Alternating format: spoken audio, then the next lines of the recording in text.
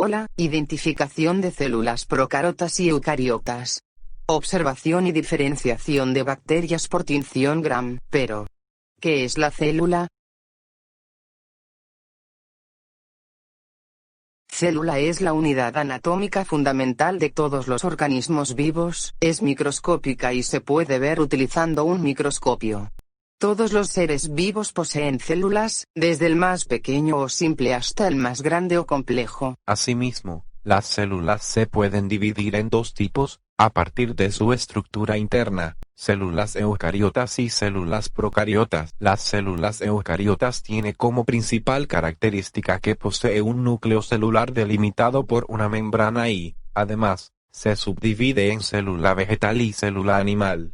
La célula eucariota es más compleja que la célula procariota. Esto se debe a que su núcleo está bien diferenciado y posee una envoltura que mantiene íntegro el material genético hereditario, es decir, el ADN. Por ello, son más complejas y especializadas, ya que contienen parte de la evolución de los seres vivos.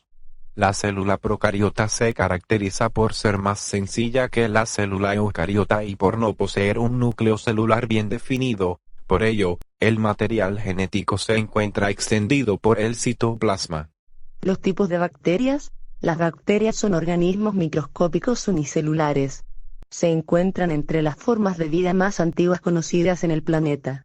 Hay miles de tipos de bacterias diferentes y pueden vivir en todos los medios y ambientes imaginables, en cualquier parte del mundo.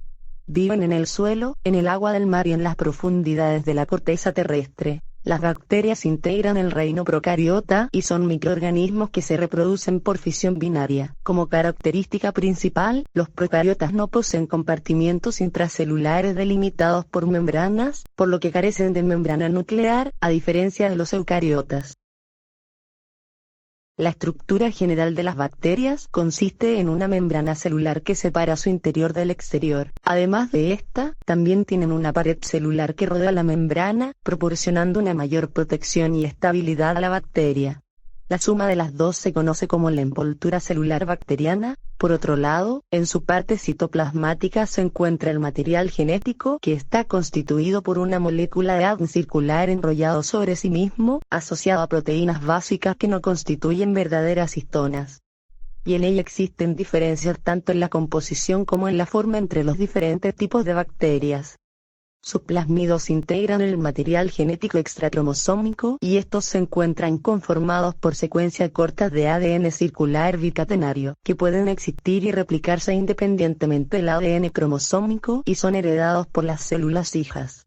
Aunque no son esenciales para la vida de la bacteria, generalmente proveen hasta una ventaja selectiva, por ejemplo, resistencia a los antibióticos, nuevas capacidades metabólicas y patogénicas. Otro organelo presente en el citoplasma son los ribosomas que se encuentran libres y compuestos por proteínas y ácido ribonucleico. Su función es la síntesis proteica y su cantidad aumenta cuando la bacteria crece en medios ricos. Uno de los criterios más clásicos y tradicionales que existen a la hora de diferenciar tipos de bacterias consiste en hacerlo a partir de características morfológicas. Su alto contenido de sustancias ácidas los hace sensibles a la tinción con colorantes positivos o básicos como el cristal violeta y el azul de metileno. A pesar de que estas solo se basan en la estructura visible mediante microscopio, han sido muy importantes en la taxonomía de las bacterias. Incluso muchas especies de bacterias reciben su nombre a partir de la forma que presentan. Básicamente se consideran tres formas fundamentales. Cocos. Este tipo de bacterias se distingue por tener una envoltura celular de forma esférica, es decir, cuando son observadas por el microscopio son células circulares. De esta manera son fácilmente identificables, y resulta sencillo distinguir entre ellas como individuos y el entorno. Su característica principal radica en la producción de enfermedades acompañadas de puso-humos. Este grupo pertenecen los estafilococos, los streptococos y las neisserías. Los bacilos. La característica principal en este tipo de bacterias es que presentan forma de bastoncillos alargados. Un bacilo típico mide 3 micrómetros de largo y 1 micrómetro de ancho, aunque pueden ser más cortos o mucho más largos. Pueden ser delgados o gruesos. En este tipo de bacterias es que presentan forma de bastoncillos una copia de cada gen. Un bacilo típico mide 3 micrómetros de largo y 1 micrómetro de ancho, aunque pueden ser más cortos o mucho más largos. De forma circular, denominado plásmidos. Helicoidales. En tipo de bacterias se caracteriza por presentan curvaturas en su estructura. Pueden ser entendidas como si fuesen bacilos que se han retorcido sobre sí mismos, alcanzando una forma de hélice. Entre estas bacterias podemos encontrar, los espirilos son bacterias gram negativas, agrupadas básicamente en las proteobacterias flageladas de forma helicoidal o espiral.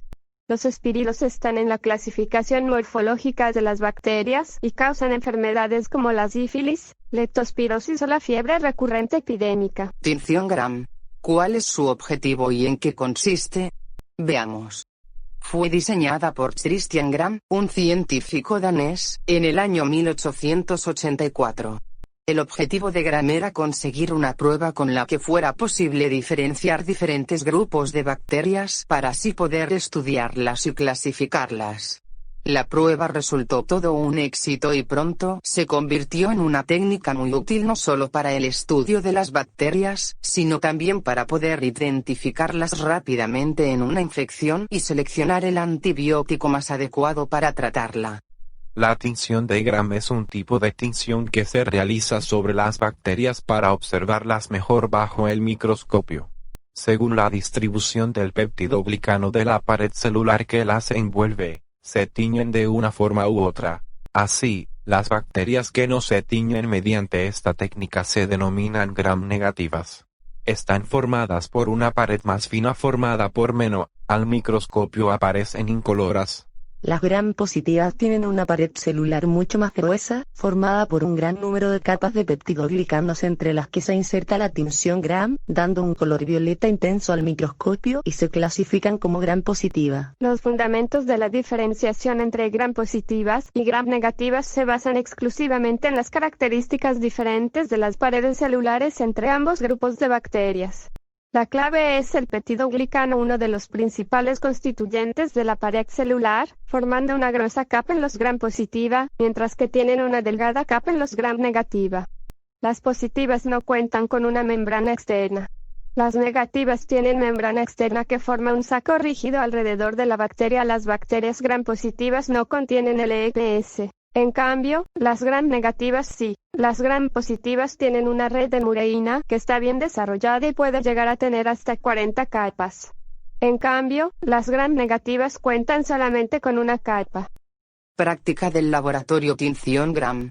Lo primero es revisar que tengamos todos los implementos para realizar la práctica. Necesitamos un portaobjeto, pinzas, mechero, asa bacteriológica, cronómetro, puente de coloración. En los reactivos necesitamos agua destilada, Lugol, cristal violeta, alcohol acetona, safranina. Por último y lo más importante es nuestro cultivo bacteriano. Empecemos con nuestro montaje. Encendemos el mechero. Marcamos los portaobjetos y allí colocamos la gota de solución salina. Entonces precalentamos el asa con mucho cuidado hasta que esté roja, la dejamos enfriar en el mismo medio de cultivo limpio y procedemos a tocar la muestra de la colonia bacteriana. Luego la dispersamos en la solución salina. Con la pinza sujetamos el portaobjetos y empezamos a sacar con el apoyo del mechero, dando movimientos de lado y con mucho cuidado de no quemar la muestra, y volvemos a esterilizar la asa. En el puente de coloración colocamos las muestras ya secas. Lo primero que haremos es colocar en la superficie del portaobjeto cristal violeta, que es un colorante que entra a la pared bacteriana. Lo incubamos por 1 minuto, luego lo lavamos con agua destilada y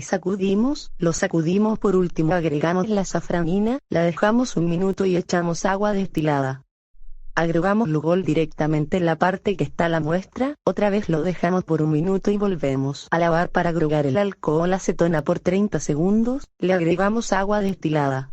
Utilizamos el microscopio para saber qué resultados obtuvimos. Las gram negativas perdieron coloración y el resultado fue rosado. Las gram positivas no perdieron su color al estar en contacto con el alcohol acetona y quedaron color violetas. Los resultados también incluyen información sobre la forma de las bacterias de la muestra. Las bacterias son esféricas, cocos, o tienen forma de vara, bacilos.